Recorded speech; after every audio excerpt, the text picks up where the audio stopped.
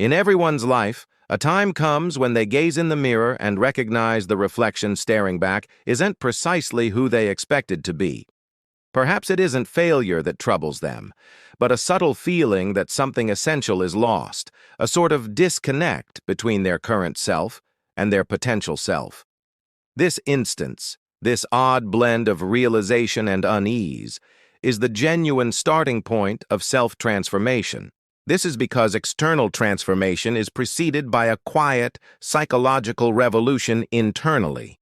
We tend to view change as a singular occurrence, a choice, an abrupt breakthrough, or a pivotal moment. Yet, in reality, transformation is the process of taking apart and reconstructing the mind. It isn't merely about acting differently, it's about seeing the world via an entirely new perspective. And that type of change, the profound internal sort, does not occur instantly. It emerges subtly, frequently involving struggle, uncertainty, and periods of deep self-reflection that many individuals actively shun. This phenomenon has been studied by psychologists for a long time.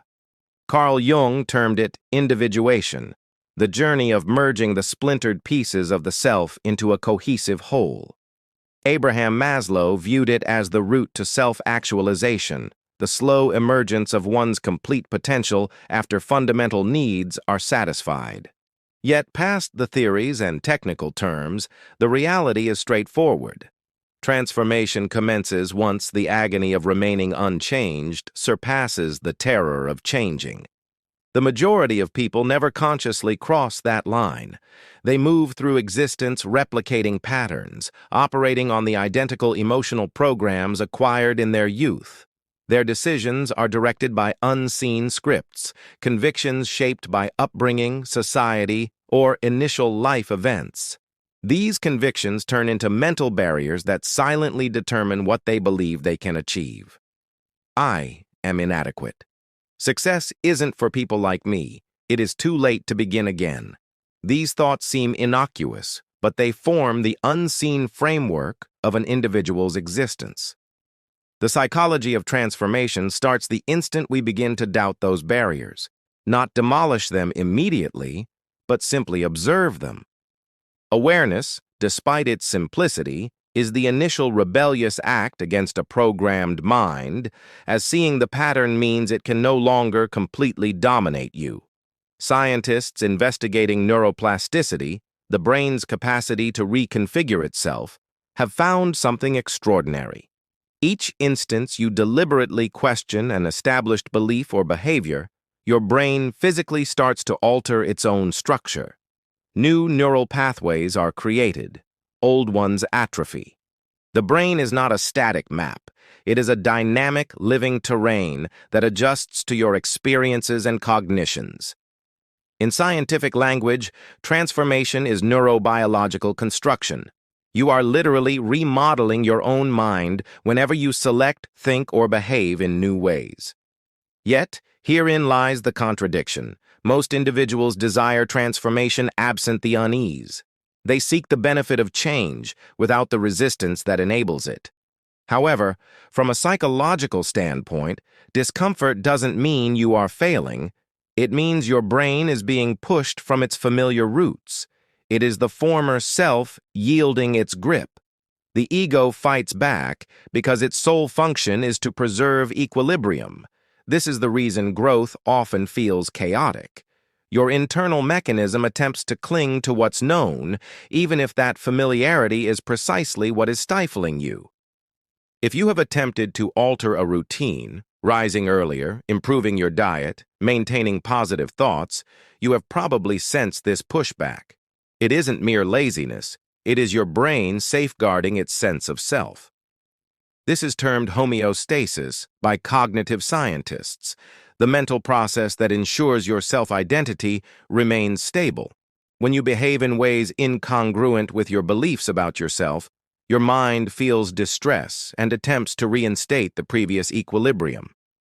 This explains why genuine transformation starts not with new routines, but with a new identity. The self-concept has to change before the action can be maintained. Consider this.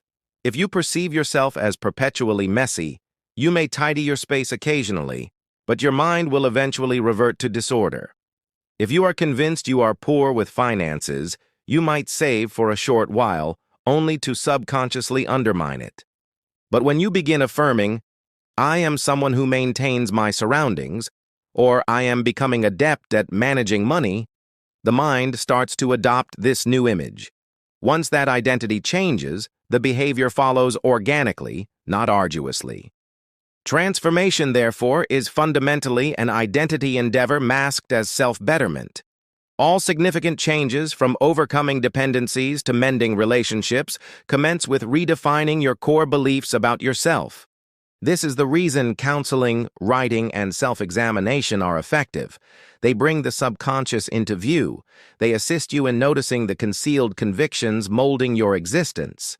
And the moment something hidden is exposed, it relinquishes a great deal of its influence. However, the journey is seldom straightforward. Indeed, most individuals undergoing profound change characterize it as cyclical. Advancement, uncertainty, setbacks, insight, and rejuvenation. It reflects Joseph Campbell's hero's journey, wherein the protagonist must abandon the security of the known, confront internal challenges, and ultimately come back changed. Psychology validates this structure. Transformation frequently involves a liminal phase, that transitional gap between your past self and your future self. This phase is ambiguous, uneasy, and yet entirely essential. Without it, there is no space for regeneration. Interestingly, the brain itself mirrors this very cycle. Upon entering this liminal stage, perhaps by leaving a job, concluding a partnership, or facing past trauma, your brain's default mode network increases in activity.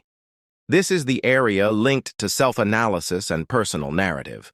It is your brain's method of revising your life story. And each new narrative you recount about yourself, if reiterated with emotional intensity, starts to implant itself neurologically as your new reality. Thus, when people claim you become what you believe, they are not using a metaphor. They are detailing a quantifiable psychological phenomenon. Belief is not merely a thought. It is a neural firing pattern rehearsed sufficiently to seem real.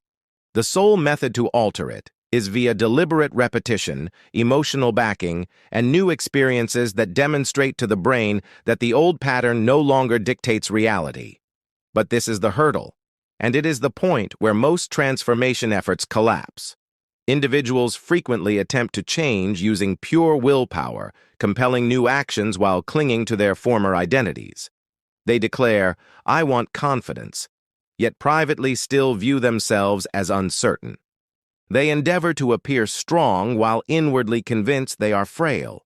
The subconscious mind is not fooled by the act. It is too familiar with the old narrative. This is why transformation demands honesty before exertion. You cannot evolve into someone else while deceiving yourself about your present state. Uncompromising honesty is transformation's bedrock. This isn't the honesty that degrades or penalizes, but the kind that carefully reveals the true condition of your internal landscape. This is what I am feeling. This is what I have been avoiding. This is what continues to cause pain. This sort of internal truthfulness dismantles the mental defenses that hold you captive in familiar patterns. It is analogous to cleansing a wound, initially painful, yet essential for recovery. Once you attain that degree of honesty, a shift occurs. You cease attempting to change from a position of self-denial and begin to evolve from a position of self-comprehension. That distinction is critical. The majority of self-help guidance is ineffective because it operates on the premise that you must fix yourself. But psychological transformation is not about fixing. It is about integration. It involves embracing the aspects you have rejected and learning to cooperate with them rather than oppose them. For instance, imagine a person grappling with procrastination. Superficially, they may think they simply require greater discipline. Yet, underneath, procrastination frequently conceals fear. Fear of not succeeding, fear of succeeding, or fear of criticism. When that fear is met with compassion rather than disgrace, the behavior begins to dissipate. This happens because the mind ceases to require avoidance as a protective measure. In this way, transformation is not an assault on the self. It is a reconciliation with the self. This also explains why emotional attunement is vital for enduring change. You cannot alter what you are unwilling to experience.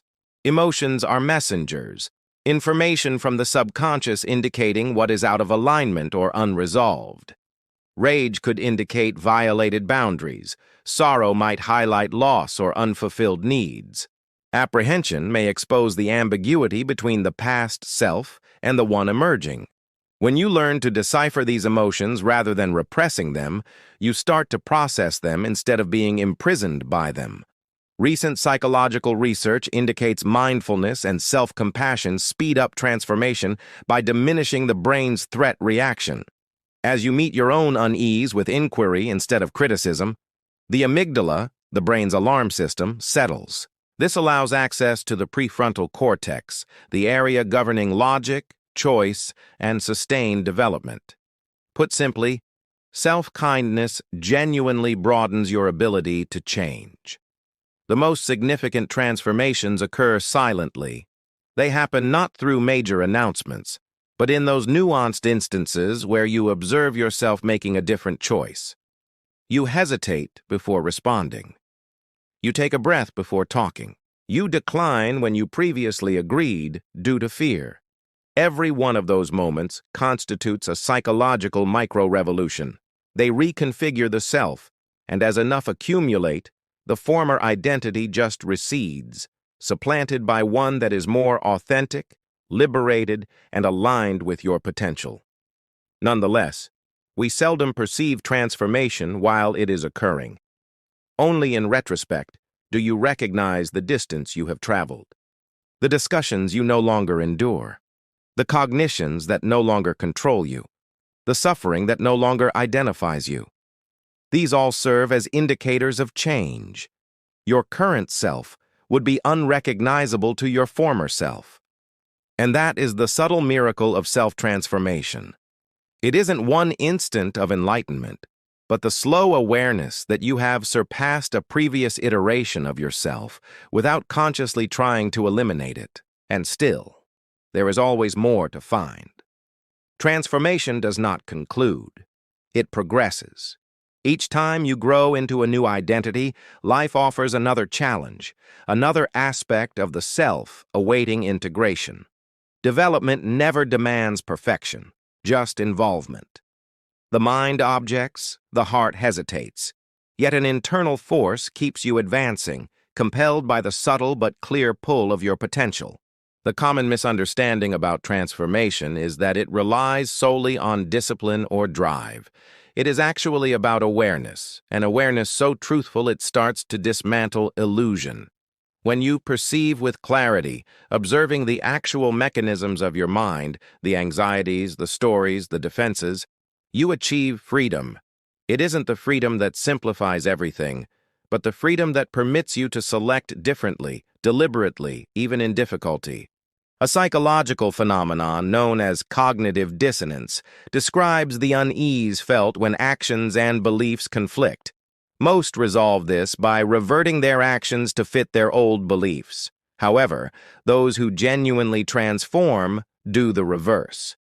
They allow the discomfort to persist long enough to compel their beliefs to change.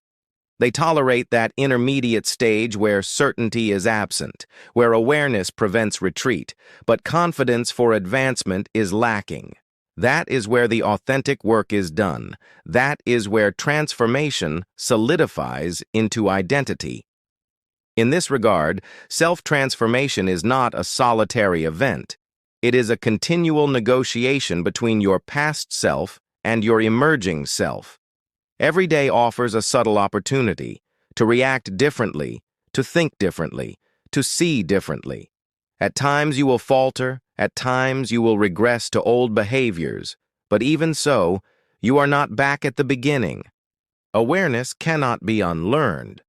Once truth is seen, it remains, murmuring behind your decisions until you heed it once more. A frequently ignored factor in transformation is the environment. We prefer to believe willpower can conquer all, but in actuality, our setting, the individuals we converse with, the media we absorb, the spaces we inhabit, all validate who we think we are. Psychologically, your surroundings reflect your identity. If you aim for more creativity but are immersed in cynicism, your brain gets mixed messages. The outside world persistently reminds you of the past self you are attempting to shed. This is why psychologists analyzing behavioral change stress the importance of environmental design. To transform, you must construct a world that nurtures the person you are evolving into. Eliminate the triggers associated with your old self, introduce visual prompts for the new one, and envelop yourself with people who recognize your potential, not just your past. Every piece of sensory data, every discussion, every noise, every location is molding your neural pathways regardless of your awareness. You cannot sow new seeds in poisoned earth and anticipate growth.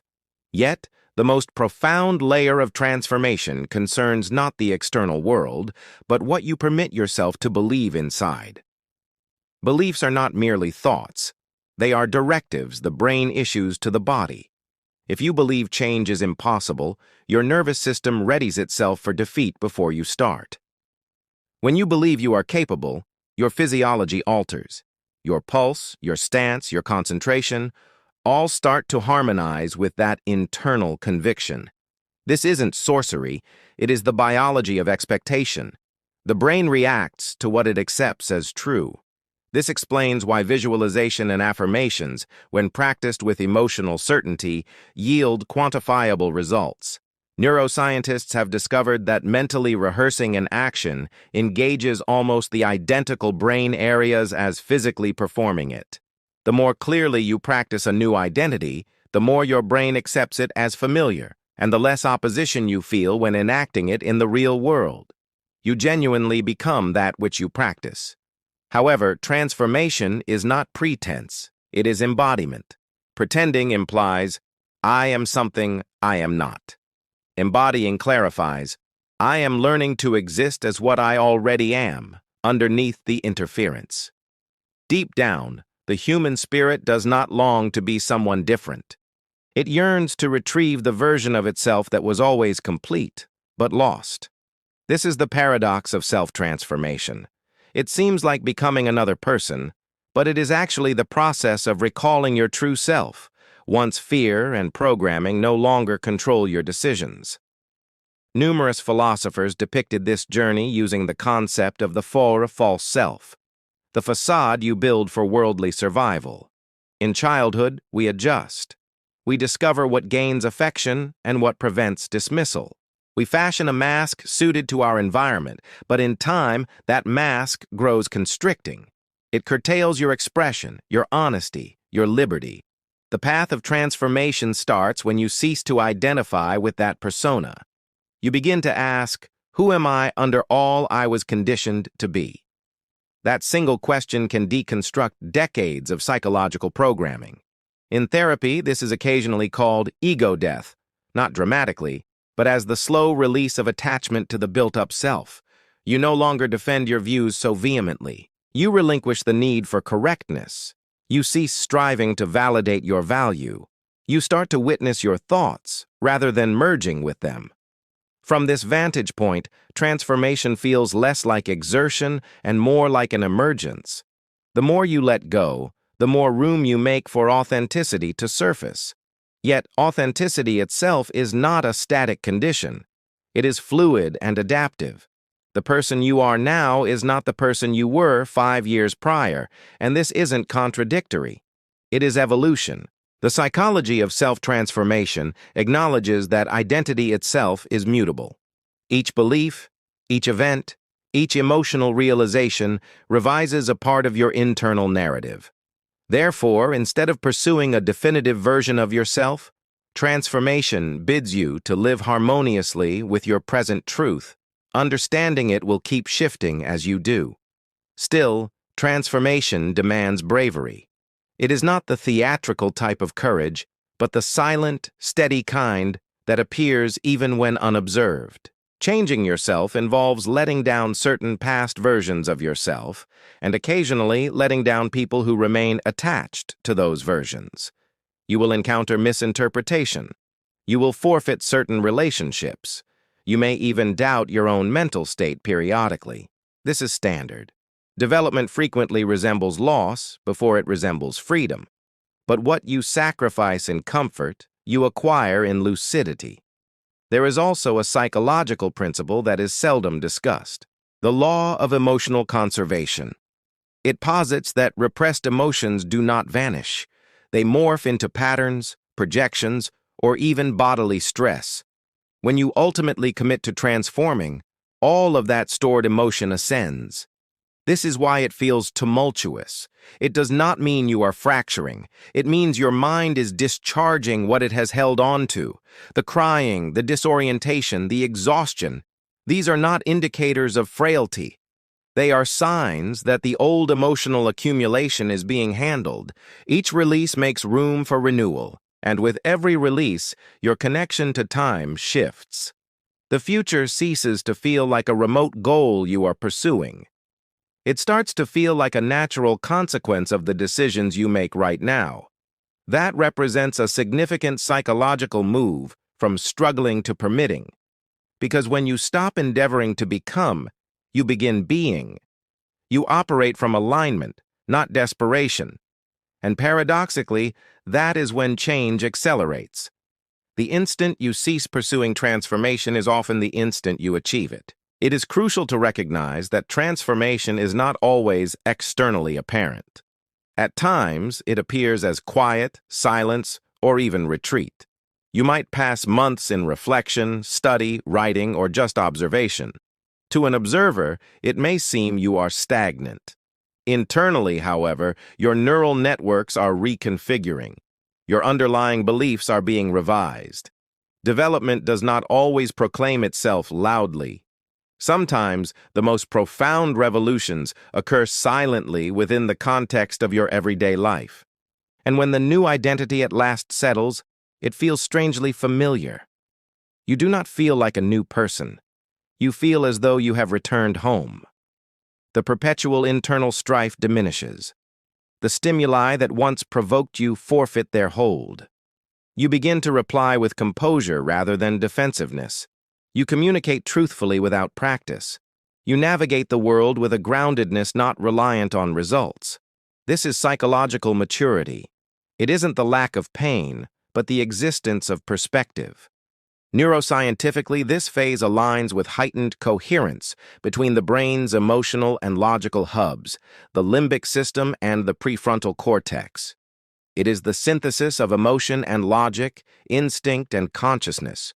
Your reactions transform into choices. Your impulses evolve into insights. You cease being steered by subconscious patterns and begin existing with deliberate intention. This is what psychologists refer to as self-regulation and internal alignment. Yet even at this stage, transformation persists. The self is not a final point. It is a continual process of adaptation. You will continue evolving as fresh challenges emerge and new levels of awareness unfold. Transformation is not a ladder. It is a spiral. You re-encounter the same lessons at elevated states of consciousness. The distinction is that each time you return, you face them with greater wisdom, increased patience, and diminished fear. A quote from psychologist Viktor Frankl perfectly encapsulates this. When we are no longer able to change a situation, we are challenged to change ourselves. That is the core of transformation, recognizing that external command is finite, while internal evolution is boundless. You cannot always control your circumstances, but you can always control their meaning to you. And this shift in meaning is what imbues suffering with purpose. Therefore, if you are at a crossroads, hesitant, fearful, unclear about your becoming, understand this is part of the journey. Confusion is not defeat. It is the gap between identities. It signifies the old framework is dissolving and a new one is forming. You are not required to have all the answers. You are only required to remain conscious during the transition. Awareness serves as the conduit between what was and what will be. In time, a point arrives where transformation ceases to be an action you perform. It becomes your mode of existence. You no longer require radical change as your life transforms into a state of perpetual renewal. You evolve without force. You acquire knowledge without effort. You mend without haste. And in those quiet instances, you start to grasp that transformation was never about achieving extraordinariness. It was about recognizing that being average yet aware is, in itself, extraordinary. The psychology of self-transformation, therefore, is not the pursuit of perfection. It is the cultivation of awareness, compassion, and truth. It is about harmonizing your inner world so profoundly that your outer world naturally mirrors it. It is about learning to navigate uncertainty without demanding assurances, because life, at its core, is a sequence of transformations, from naivety to wisdom, from dread to comprehension, from self-preservation to self-expression. If you observe carefully, you will realize that every conclusion you endured was not truly a conclusion. It was an initiation. Every sorrow, every setback, every instance of hopelessness was life's method of molding you into someone with greater capacity. The person you are evolving into is not a product of fortune or drive. It is the outcome of every decision you made to confront yourself truthfully when hiding was the simpler option. That is the true nature of transformation. It is not a singular revelation, but an enduring dialogue between the person you were and the person you are still becoming. It lacks glamour, it lacks ease, but it possesses reality. And ultimately, that is the only thing that matters. To live an existence that is authentic, conscious, and alert enough to declare, "I did not merely exist, I evolved."